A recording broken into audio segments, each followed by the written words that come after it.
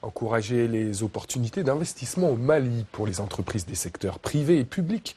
Voilà l'objectif du forum qui rassemblait ce mercredi à Londres, au Royaume-Uni, officiels, entreprises et partenaires. Une volonté pour les autorités maliennes de faire comprendre que le pays est assurément de retour sur la scène internationale des affaires. Eridel Tema et Pierre Kanga pour le reportage. Avec 6% de croissance en 2015 selon le Fonds monétaire international, le Mali revient de loin.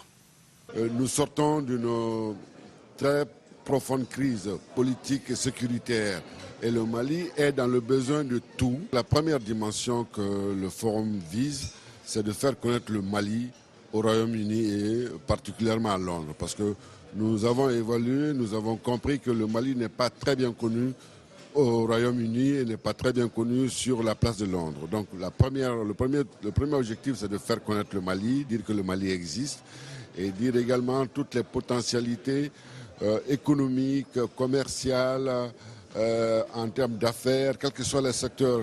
Et les chantiers ne manquent pas. Nous avons aujourd'hui décidé de faire une promotion proactive de 4 secteurs. Il s'agit de l'agriculture et de l'agrobusiness de façon générale. Il s'agit du secteur de l'énergie dont on a besoin pour développer toute activité.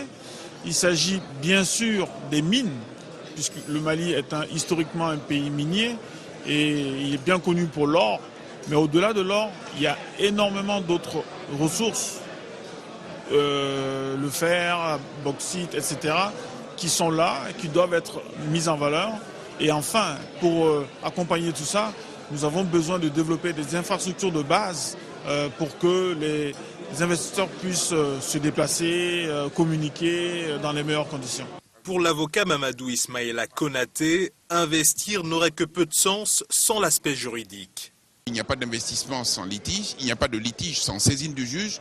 Et lorsque vous saisissez du juge, c'est aussi un blocage qui fait qu'aujourd'hui, les investisseurs ont tendance à regretter leur présence. C'est à cela que les pouvoirs publics doivent s'atteler, notamment pour donner la possibilité justement à la justice d'être suffisamment indépendante, d'avoir suffisamment de capacité pour prendre en main les litiges et les régler de manière très transparente, mais au-delà également donner satisfaction aux investisseurs qui ont opté pour la justice non judiciaire, mais la justice arbitrale par exemple.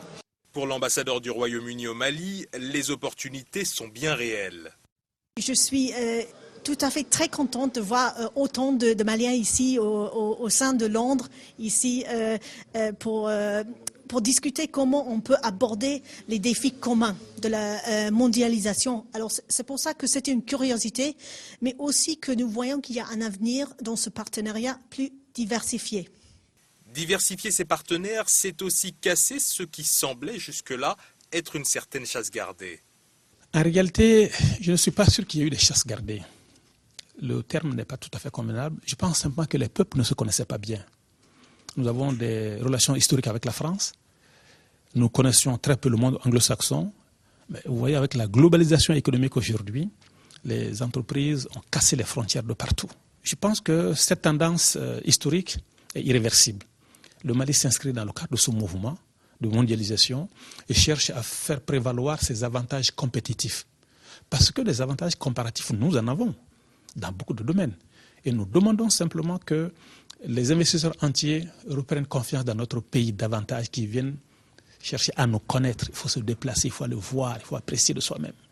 Et je suis sûr que s'ils le faisaient, nous ferions de bonnes affaires ensemble.